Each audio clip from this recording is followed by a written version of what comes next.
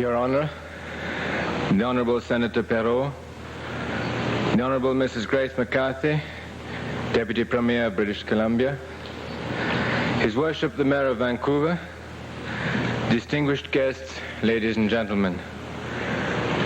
One of the advantages of coming at the end of a long list of speakers is that everybody wants you to stop speaking.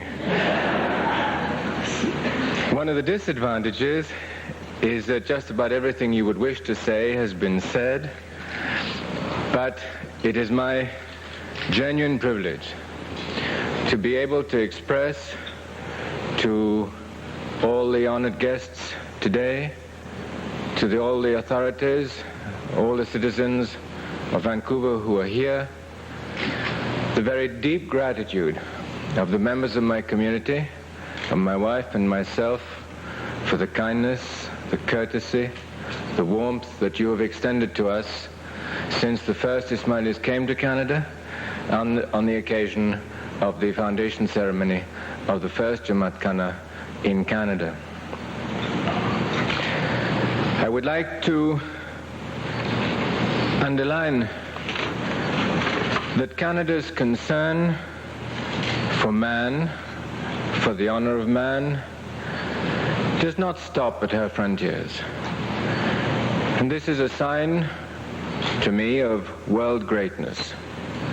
Not to look inwards, not to be hypnotized by one's own small issues, although I recognize that there may be very serious ones, but to have the generosity of heart to look further afield. And members of the Ismaili community, institutions which are connected with the Imamat, have benefited in recent years from Canada's generosity, from her wisdom, from her understanding of her own international role. And I would like to mention here the Canadian International Development Agency. I would like to mention McGill University. I would like to mention McMaster University.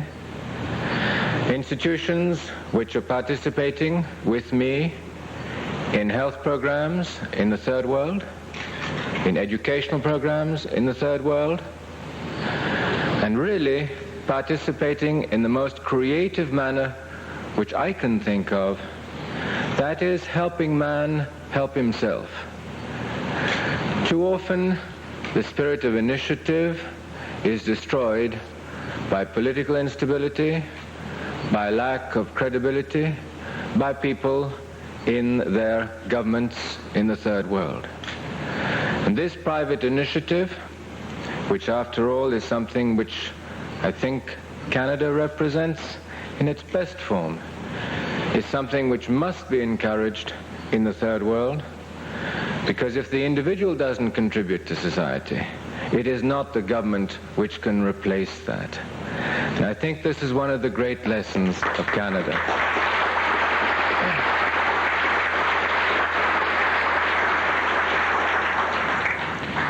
I do not want to go into detail about what CIDA, McGill, McMaster, and other institutions in Canada have done, are doing, and hopefully will continue to do in the support of the improvement of the quality of life in the Third World.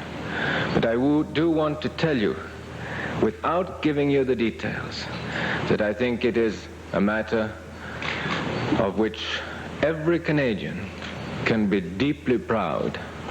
And in that sense, I can simply say thank you and express to you all my gratitude and all my respect.